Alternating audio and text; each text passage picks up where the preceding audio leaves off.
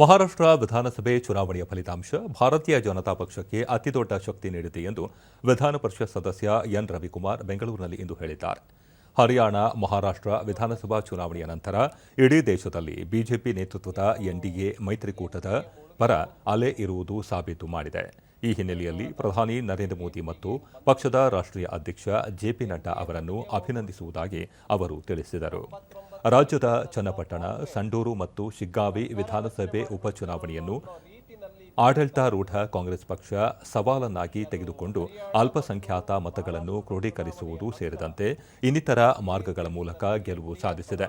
3 ಕ್ಷೇತ್ರಗಳನ್ನು ಗೆದ್ದ ಮಾತ್ರಕ್ಕೆ ಕಾಂಗ್ರೆಸ್ ಬೀಗುವುದು ಸಲ್ಲ ಎಂದು ಹೇಳಿದರು. 3 ಕ್ಷೇತ್ರಗಳ ಉಪಚುನಾವಣೆಯಲ್ಲಿ ಬಿಜೆಪಿ, ಜೆಡಿಎಸ್ ಪಕ್ಷಗಳು ಪರಾಭವಗೊಂಡಿದ್ದು ಮತ್ತೆ ಪಕ್ಷ ಸಂಘಟನೆ ಮಾಡುತ್ತೇವೆ ಎಂದು ಹೇಳಿದ ಅವರು, ಪಕ್ಷದ ಸೋಲು ಸೇರಿದಂತೆ ಇನ್ನಿತರ ಸಮಸ್ಯೆಗಳ ಕುರಿತು ಪಕ್ಷದ ಆಂತರಿಕ ವೇದಿಕೆಯಲ್ಲಿ ಚರ್ಚೆ ಮಾಡುತ್ತೇವೆ ಎಂದು ಹೇಳಿದರು.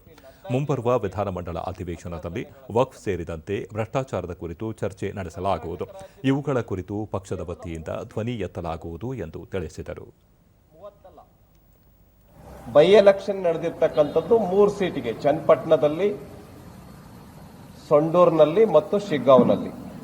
ಹಾಗಾಗಿ ಇದಕ್ಕೆ ಪಾರ್ಟಿ ಹೊಣೆಯಾಗತ್ತೆ. ಪಾರ್ಟಿ ಇದನ್ನು ನಾವು ಸವಾಲಾಗಿ ತೆಗೆದುಕೊಳ್ತೇವೆ.